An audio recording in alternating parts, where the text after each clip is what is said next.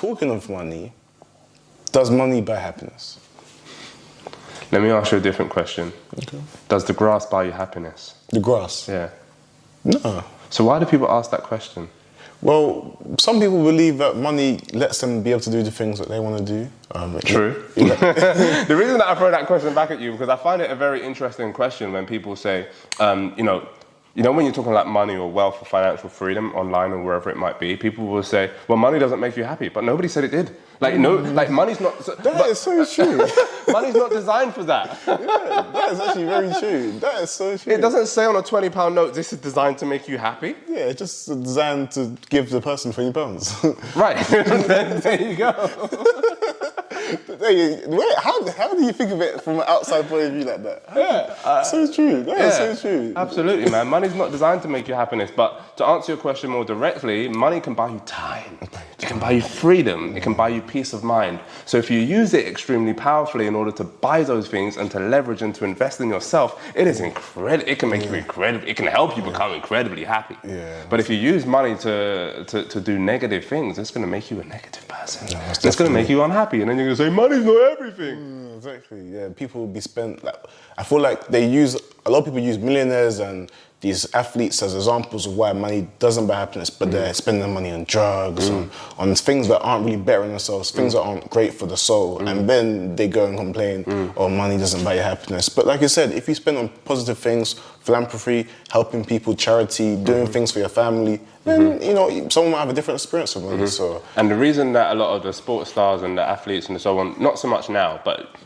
in the past, a lot of them struggled with money, is because nobody taught them how to manage it, number one. And number two, they had one skill set.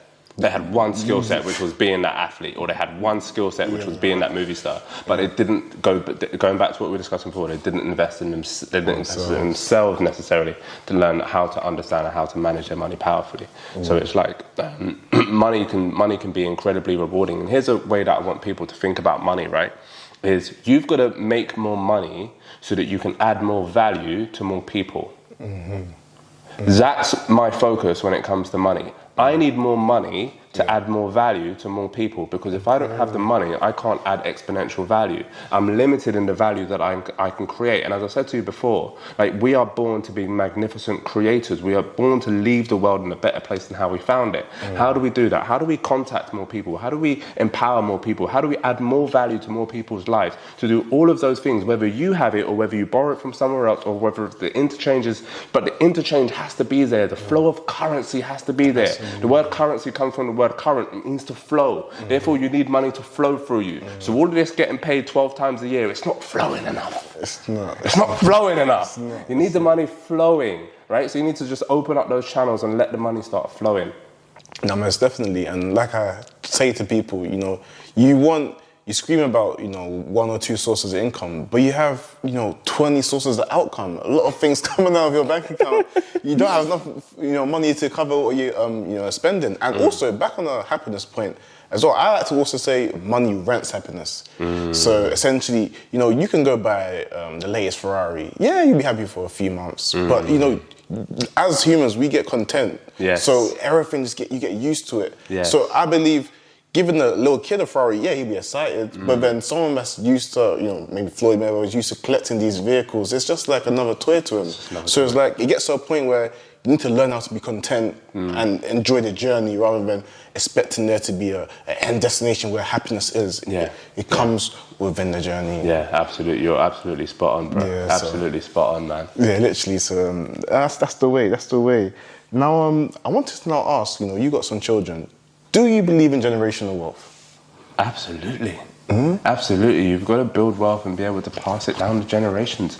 One of the things that I've learned and understood is that building generational wealth is incredibly simple, especially in 2021, right? You can build generational wealth incredibly simply. And now I can foresee and completely understand why the super wealthy are the super wealthy. It's because it's just like been passed on from 6, 7, 8, 9 generations. This stuff is easy, right? You can, if you're not I can't remember who said this, it was one of my friends. He said, you know, if you're not born into a wealthy family, it's your responsibility to create a wealthy family. Yeah. Right? So then you can start and make sure that your children, the next generation beyond you, start off with £1 million, start off with £10 million, start off with £500,000, start off with 250, start off with something. Yeah, at least. Right? Start off with something, because then it gives them a platform again to springboard their success. Yeah. And that's the power of generational wealth, is like giving yourself a platform to create anything that you want to create in the world,